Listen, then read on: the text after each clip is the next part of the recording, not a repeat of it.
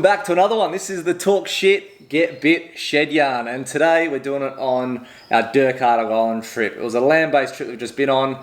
We went for 17 days and it was some unreal fishing. So today I'm going to go through that whole trip. Basically, I'm going to start with all the rods and reels and all the tackle, the leaders, the rigs, all that jazz. I'm going to go through that in depth first, and then from there I'm going to go into the island side of things and how Dirk Hartog Island works, how you get there, what you need, and all the camping side of things. With the tackle as well, I will probably go into even more detail on my website, westcoastsalt.net, with like all the knots and all that stuff. So this I will keep it a little bit brief, and if you want a bit more info on it, jump onto there and I'll have a few more videos on knots and leaders and rigs and how I make the rigs and stuff like that. So this season was absolutely unreal. It's probably one of the best trips, well, definitely one of the better trips that we've done to Dirk Hartog in the last few years. It's absolutely unreal fishing. Between the 7 of us fishing, we got 47 pelagic fish, so that was absolutely unreal. Maybe 5 or 6 of those fish were over 20 kilos, and the biggest was G-Man's fish at about 23 kilos, and that was on spin as well, so some pretty unreal captures. Most of the captures were on spin. The ballooning was a little bit quiet. We still did get them on the gas, but it was definitely more productive on the spin, which is just pretty strange as well, because most of the time it's the other way around, and you want to catch them on spin, but you can't. So this trip, mate, it's about as good as it gets fishing wise. The demersal fishing was on as well. Heaps of baldchin groper, heaps of pesky snapper. Booked our trip in the middle of June, and we did it over the new moon. That's the phase that we like fishing. Now, while we were there, the water was sitting at 24 degrees, but the 2 months before that, it just sat at a constant 25 degrees. When I was there in March, it was at 24 to 23 degrees. So it was cooler in March, and from there it just ramped up and it sat at that 25 degrees, and it just sat there for like 2 months. The water did not change. It was 25 degrees the whole time. Now, the day that we got there is when it dropped back down. The water had changed and it dropped back down to 24 degrees. So whether that brought in all the fish, yeah, it was absolutely unreal fishing, and it just sat at 24 the whole time we were there. So let's jump into the tackle side of things. First off, I'll probably start with my ballooning setup, what I use, and that is trusty Tiger 30. I have that spooled up with 60 pound. That's all Tas line. A lot of the other guys they're dropping it down to 50, and some of the boys even use 80, but I find 60 to 50 is plenty. So 4 litre with that, running the Platypus 100 pounds. So I buy that in bulk spool. That's like a 1,000 metre spool. 1,000 metre spools, and at a time I'm probably running anything from 20 to 40, probably 50 metres absolutely tops. But the rougher the weather, well, the rougher the water I should say, the longer you want that leader. If your fish is getting washed around, you want a bit of extra leader to get you out of trouble.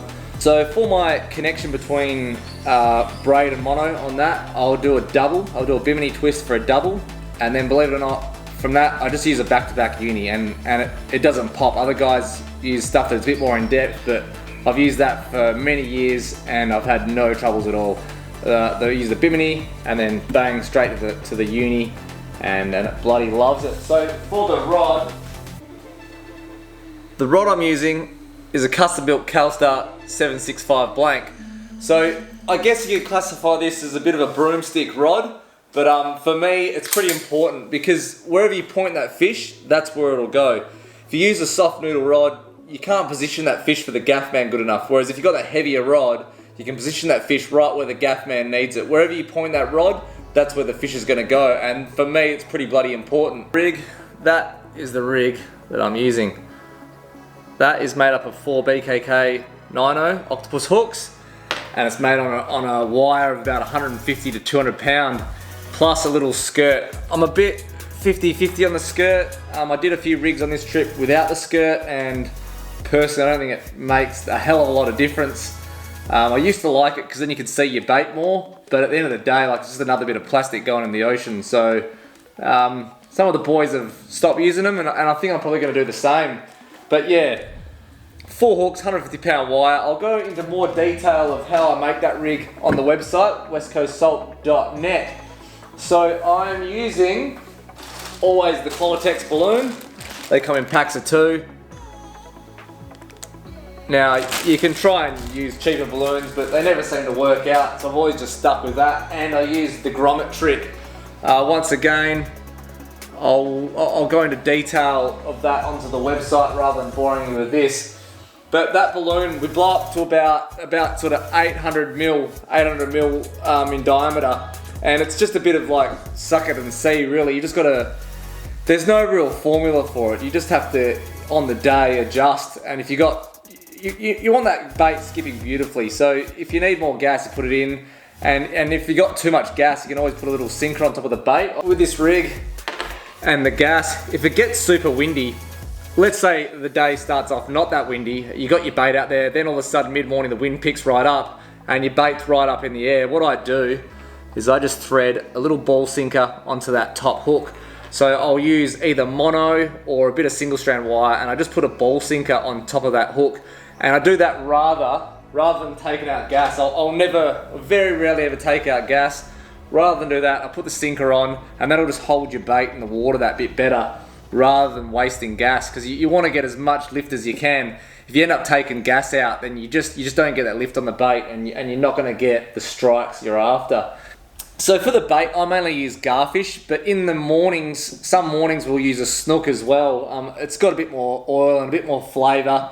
So as it's dark and the fish can't really see that bait as much, we do use the snook. Now they're a hell of a lot cheaper as well, so that is one thing. And bait's pretty scarce these days. It's pretty hard to come by. Everyone's buying up those gars, so they are hard to get. But you can always use mullet as well. They do attract the odd shark a bit more, but over the years I've caught plenty of fish on mullet, so I'm not afraid to use that. Now I always use this Vex bait thread over the bait.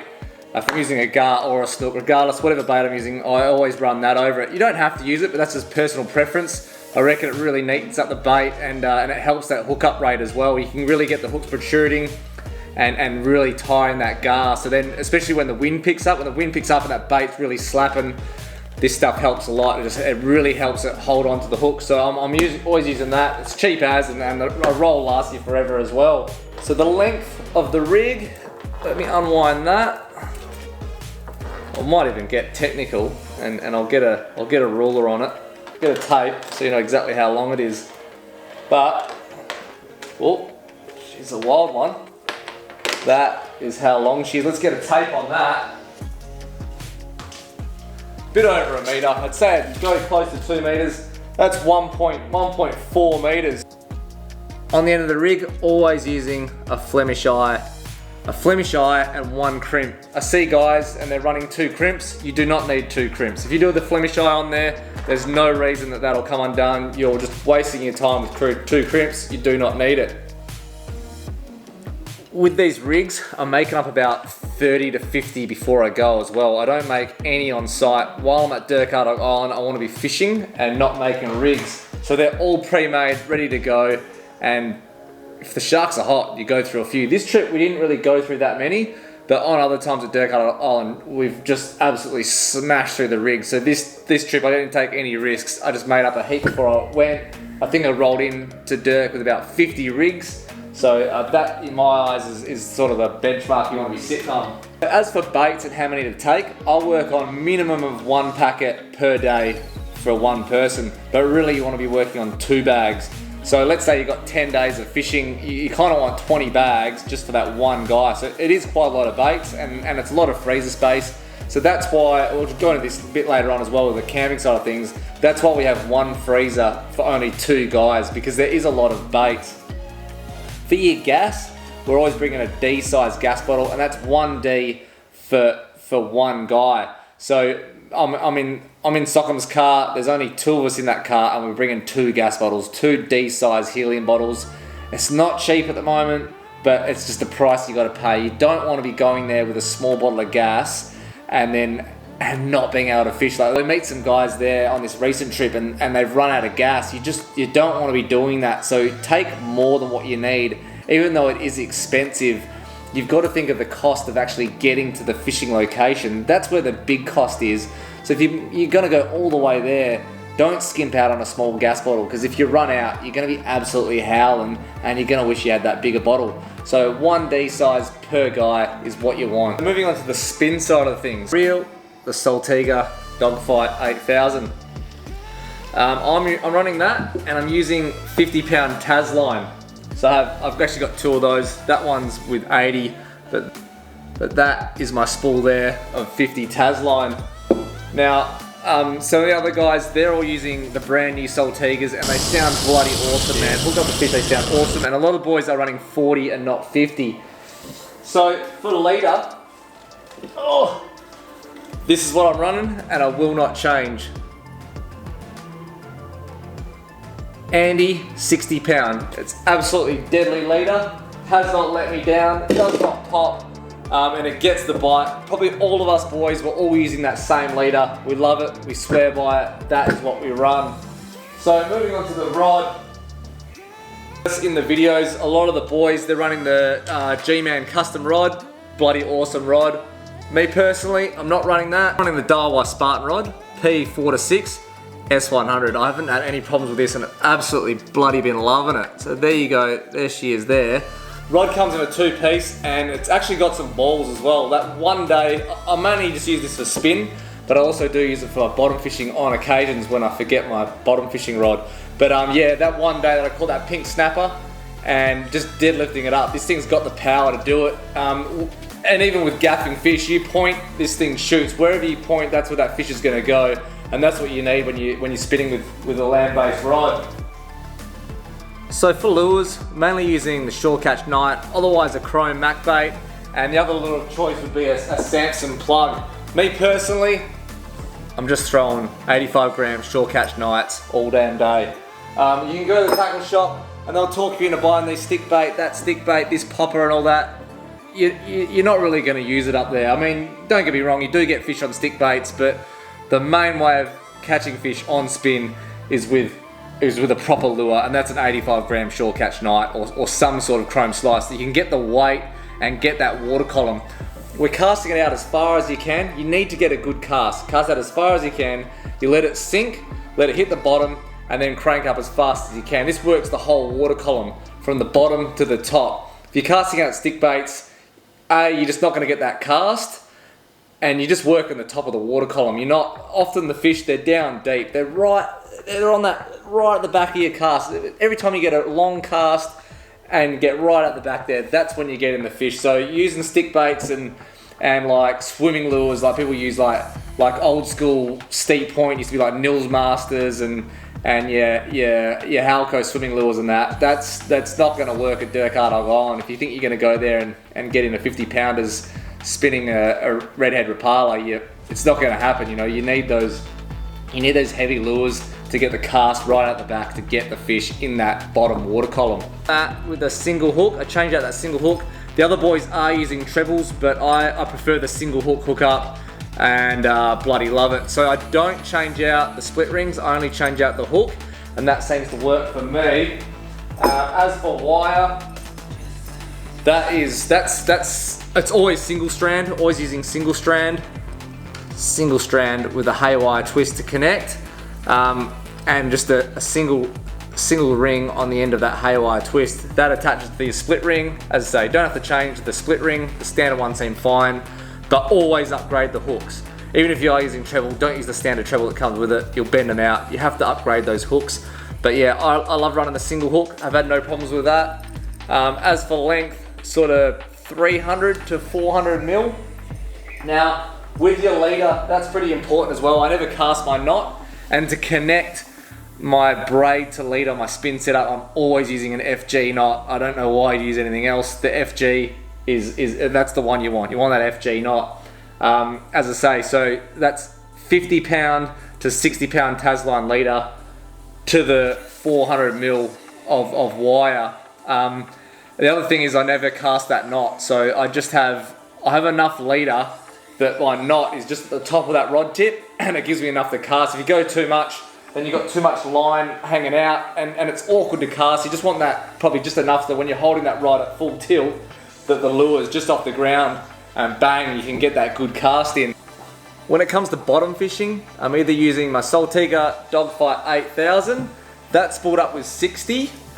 Guys, I'm using this cheapie, Daiwa BG 8000. It is a cheap reel, but I haven't had any problems with it. That is spooled up with 80, so it's a little bit heavier. but really you probably don't need it. And the 60 or even the 50-pound Tas line, you can cast it a lot further, so you can get into those fish. The big demersal fish, they're always hanging off the ledge. They're hanging, you got to think where the food source is. A lot of the times they're hanging where those Spanish mackerel are getting sharked in that zone. That's where the big demersals are hanging. I think that's why I seem to do good diving for demersals on gas ballooning ledges, because just out of that cast zone, or right on the edge of that cast zone, where all the Spanish mackerel are getting sharked, there's just a constant food source there. So I truly believe that a lot of the big demersals, that's where they're hanging. So that lighter line, you can get that better cast. Now, when it comes to rigging and hooks, I'm not using no fancy rig. I'm keeping it simple. Just like most other people that are fishing there that know what they're doing, we're all using the same rig. Size 10 ball sinker with a Tijuana hook. It's only a small hook, but man, it grips, and I will not use anything else. When I'm bottom fishing on the boat, that's all I'm using, and when I'm land-based dirk Hartog on, that is all I'm using. The Tijuana hook, I will not use anything else. The other guys are using the mustard big guns. I have used those before, but since changing that Tijuana hook, no, I'm never going back. So for baits, it's got to be fresh, anything fresh. I don't take any store-bought bait with me. I don't take any squid, anything like that. It's all caught on the island. So number one bait is mackerel belly. You get the mackerel, you fill it off, but you keep that belly strip and use that as bait. It's absolutely gun. And then any small fish that you catch, as long as it's size, obviously, fill it up and into strips and straight on that single hook. If you can be bothered going and catching squid and ockies, yep, great, that works too. We caught a few fresh ockies there, and that was gun bait too. Then the next thing is your rock crabs for your baldchin groper. Crushing up those rock crabs using the legs, absolute gun bait. Works good as a burley as well. Tip with the rock crabs, I normally catch them overnight, and then to keep them fresh, you just use a pillowcase or a hessian sack, and you wet them, and you either leave them not fully submerged in a rock pool, but just sort of half, and they'll last forever. They'll last for days inside that bag, keeps fresh. Never kill them and put them in your fridge. They go soft, they die, that's useless doing that. Hessian bag, wet, bang, they'll last the best. For the rod, I'm using a Dogfight 85 XS. So that's sort of like the old school GT86. They have the balls, man. If you've got big fish, you need to winch them up. You need a heavy rod. If you're using a noodle, you're not going to be able to deadlift anything, and when you go to use the cliff gaff, you're not going to be able to get the fish where the gaff man wants it. So that's why I'm always using a stiff rod. As I say, just like the GT86, that was an old school rod. These are exactly the same, and they're absolutely gun. When we're bottom fishing, most of these times we're using cliff gaffs as well. You would have seen in the videos. We're not really pole gaffing, purely because most of these bottom fishing ledges were so high up that you need that rope gaff. Now, if it's a smaller fish, you can winch it up, but me personally, I lost so many fish by pulling hooks, trying to winch up big fish. It just puts too much pressure on the fish, and you either pop or you pull hook. It's just too much weight onto that fish. So yeah, the cliff gaff is definitely what you need to learn how to use, and you want it there on hand. A lot of the times we didn't have it on hand, it wasn't ready. You hook a big fish, and while your mate's dicking around with the cliff gaff, it's just too late. So you really got to have a bit of preparation there, and you get to the spot, make sure your gaff's laid up, make sure everything's ready to go, because we lost fish like that. So that's a good recommendation. Leader as well. With that, I'm using like 130 or even 100 pound. Some of the days got a bit lazy. I was just using the ballooning leader, which was only 100 pound, but it seemed to be working all right. And now I'll mix that up with the spinning. You're constantly casting, bang, bang, bang. So I never cast that leader knot. But when it comes to the bottom fishing, I'm happy to cast it. Once again, I'm still using the FG knot. So I'm using 60 pound Tas line, FG knot to the leader, and that leader I'll run a bit longer. Maybe I'll run a few meters, maybe like three-ish meters, just a bit more to give me a bit more compensation. 3 to 5 meters is good. I'll add in as well, when we're using these reels, if we're bottom fishing, like that drag, it's locked. We're locking it up. You're not giving the fish anything. But when it comes to spin, I used to use a lot heavier drag, but these days, me and all the other boys as well, like, because there's so much sharks, we are backing that drag off. So spinning, we're using a bit of a light drag and playing the fish more, letting it take line, letting it wear out, less vibrations in the water, less attracting sharks. But the complete opposite, when you're bottom fishing, if you've got a loose drag and you get the baldchin groper, it'll take you straight into the rock, the reef. It'll be gone. You're never going to see your rig, and you're certainly never going to see the fish. So that drag has got to be bloody tight, and you go on a war with that fish. Don't give it anything. When it comes to looking after our catch, we'll start with the pelagic side of things. We don't have any ice on site. We don't take ice with us. It's too hard to make, and it's definitely too hard to take. Like, it's just going to run out on day 2, so it's not worth taking. It takes so long to get there. By the time you get there, it'd be bloody gone. So what we do when we're fishing is we have the angle in the car, and once again, so we're running about a 40 litre, and that's a 40 litre between 2 guys.